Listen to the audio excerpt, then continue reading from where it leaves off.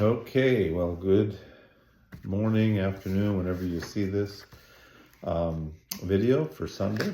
And I know some of you maybe will be out of town, but I hope that whatever classes you're teaching, those of you teaching will have a great lesson from Psalm 110. This is some pretty thick steak here, and I hope I can make it make sense to you. It's not that it's hard to, but I think when I first read, I always encourage you to read through the whole Psalm and think about the overall message. And you might, when you first read the Psalm, think like I kind of did, is how am I going to make this relevant to people today? The whole essence of the Psalm. And here's what thought I had. Our problem with a thought like that is that we don't realize how captive we are. We're set free from sin's power and penalty, yet we're not set free from sin's surroundings, right? We still live in this sin-cursed world. Therefore, we are currently in Satan's dominion. And so, when you look at the Psalms and all this deliverance of a king and all that, obviously they were often faced with things like that. And so they would look forward to this future king. We also need to as well, even though we have freedom, we're celebrating our freedom on the 4th of July. We long for the day and should long for the day when all the vestiges of sin, wickedness, sinful people, wicked governments, our sinful flesh, for all of it to be gone. And that's what this psalm speaks of, that ultimate day. The curriculum makes this statement in understanding the context. Bottom paragraph, left column says, because of the obvious nuances in the psalm, quotes from it appear often in the New Testament. I left out a word when I typed that out. The obvious nuances to the Messiah in the psalm. But that's an understatement. The reality is this psalm is more than just a few nuances to a Messiah. So other messianic psalms will be kind of like part of the psalm about David, or the writer part of the psalm has allusions to the Messiah, or even direct prophecies of the Messiah. But this entire psalm is really exclusively about the Messiah. Not only that, it appears more times in the New Testament than any other psalm. In fact, one writer says that the psalm is quoted or alluded to at least 27 times in the New Testament. Very significant one, as your curriculum points out, is in Matthew 22, 41 through 45. It says, now while the Pharisees were gathered together, Jesus asked them a question, saying, what do you think about the Christ? Whose son is he? They said to him, the son of David. And he said to them, how is it then that David in the Spirit calls him Lord? And now he's going to quote from Psalm 110, verse 1. The Lord said to my Lord, sit at my right hand until I put your enemies under your feet. And then Jesus makes his point. If then David calls him Lord, how is he his son? And no one was able to answer him a word. Not from that day did anyone dare ask him any more questions. Now, he doesn't actually answer the question, but we should know the answer to the question because of our faith in Christ, our understanding that he is the Messiah. That's the answer. His point is that the Messiah, the Christ, would be more than just a son of David, but he would be the Son of God as well. And so the ability for that, of course, speaks both to the incarnation, the virgin birth, the incarnation, the eternal deity of Christ. Notice how Paul picks up on this in Romans 1, 3, and 4. This is not in your curriculum. You ought to add it. Concerning his son, who was descended from David according to the flesh. Therefore, there it is, the son of David. And was declared to be the Son of God in power according to the Spirit of holiness, by his resurrection from the dead, Jesus Christ our Lord. Book of Hebrews makes a lot of use of this psalm. Some of those references are going to be in the curriculum. I'm going to give you more. Verse 1, for example, of Psalm 110 is quoted in Hebrews 1:13. And to which of the angels has he ever said, sit at my right hand until I make your enemies a footstool for your feet? The idea of sitting at the right hand of God is reserved only for Jesus. Acts makes that clear. Acts 2, 32 and 33. This Jesus God raised up, and of that we are all witnesses, being therefore exalted at the right hand of God. Verse 2 in the Psalm speaks of the scepter of this king. Notice how Hebrews applies the idea of the scepter. Hebrews 1:8, but of the Son, he says, your throne, O God, is forever and ever. The scepter of uprightness is the scepter of your kingdom. Unlike David's rule, this king of Israel, Jesus, his reign will never end.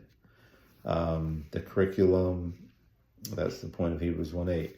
The curriculum rightly connects verses 2 and 3 with the events of Jesus' second coming described in Revelation 19. The whole second half of the psalm really emphasizes the second coming of Christ from verses 5 through 7. So you really need to go to these references in Revelation, and I'm going to kind of back up some of the references. For example, the curriculum lists Revelation 19 through 21. But you really need to go back to verses 11 through 15 to see the description of Jesus coming with his army that's clothed in white linen. Okay, we are that army, the New Testament church. We are clothed in white linen, the righteousness of the saints. That's what that stands for. See, we've been raptured, we've been judged, and marriage supper of the Lamb, the marriage of the church with Christ has happened. And so now we are returning with Christ as part of that army. If I had more time, I could give you some more references there. The angelic host is part of that army as well. But think about all of this talk about Jesus ultimately forever defeating his enemies, how that would encourage David, how that would encourage Israel, even now, if you're a believer, a Jewish believer, as well as a Gentile. But if you're living in Israel with all the warfare, all the desires of their enemies to exterminate them, you can look at this and say, hey, we've got a promise here. Unfortunately, the average Jewish person, both in Israel and outside of Israel, hasn't accepted Jesus as their Messiah, even though you've got this powerful psalm that totally connects this future priestly king with Jesus Christ. And that leads us to verse 4, key verse in this psalm, where this king is also a priest. The Lord has sworn and will not change his mind. That expression obviously sets us up for something really important, right? He has sworn this. He won't change his mind. What is it? That you are a priest forever according to the order of Melchizedek. So remember, the Old Testament priests were not after the order of Melchizedek. They were after the order of Aaron, the Levitical priest, the sons, the lineage of Aaron. Why is that important? That Jesus isn't an Aaronic priest, and instead he's after this order of Melchizedek, this unusual, mysterious kind of person described in Genesis 14. Well, before we get there, we need to understand this. In the Old Testament, Israel's kings could not act as priests. Remember, Saul was basically destroyed his rule. He had it taken away from him because he offered sacrifices while he was waiting on Samuel. He was impatient, couldn't wait for Samuel, so he did it himself. He was acting as a priest. Uzziah became a leper for trying to offer incense to the Lord. But Jesus is both our great high priest and our king. So Genesis 14:18, you ought to turn there. You definitely ought to go there. Don't get tied up into the mysterious part of Melchizedek, the things we don't know. Just go with what is clear, and what is important for us is Genesis 14:18 through 19. And Melchizedek, king of Salem, brought out bread and wine. He was priest of God Most High. So prior to Moses, prior to the Aaronic priest, we have this individual who is both a king and a priest, kind of foreshadowing the ultimate king priest, Jesus Christ. Why is this important? Why is Jesus not from the lineage of Aaron? Instead, he's described as being from the order of Melchizedek. Well, because the Mosaic covenant was conditional. Jesus fulfilled that covenant and established a new covenant that really goes back to the Abrahamic covenant, really, which is unconditional. But he establishes this this covenant that brings full redemption. because it provided, and that's the second way. There's three ways. He brought a better covenant. It provided a full eternal atonement for sin. So now we get into some of the Hebrews references. Hebrews 9:12 through 14. He entered once for all, speaking of Jesus, into the holy places, not by means of the blood of goats and calves, but by means of his own blood, thus securing an eternal redemption. For if the blood of goats and bulls and the sprinkling of defiled persons with the ashes of a heifer sanctify for the purification of the flesh, how much more will the blood of Christ, who through the eternal Spirit offered himself without blemish to God, purify our conscience from dead works to serve the living God. So we see this idea that Jesus provides eternal redemption, something that the blood of bulls and goats could not do. And because of that, his work, thirdly, never is repeated. And again, Hebrews 10:11 through 14. And every priest stands daily at his service, offering repeatedly the same sacrifices, which can never take away sins. But when Christ had offered for all time a single sacrifice for sins, he sat down at the right hand of God, waiting from that time until his enemies should be made a footstool for his feet. For by a single offering, he has perfected for all time those who are being sanctified.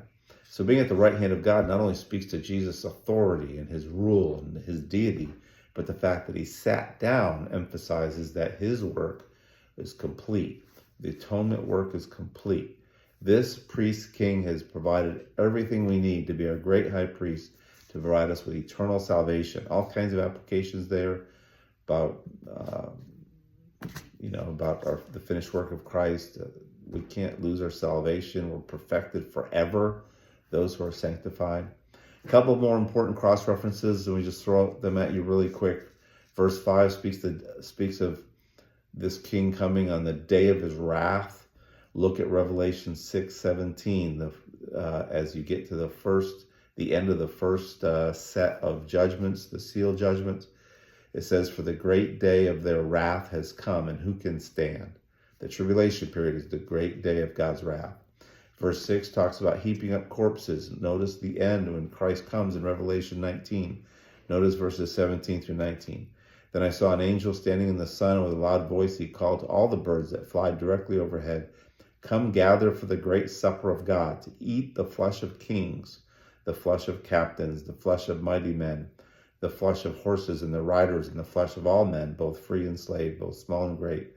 And I saw the beast and the kings of the earth with their armies gathered to make war against him who was sitting on the horse and against his army. And they're all going to be dead corpses, just like Psalm 110 describes. So I hope this helps you. You'll have to build in the applications more. I didn't focus on that too much because I really felt like I needed to get out these references and help you with some of that. So I hope this helps.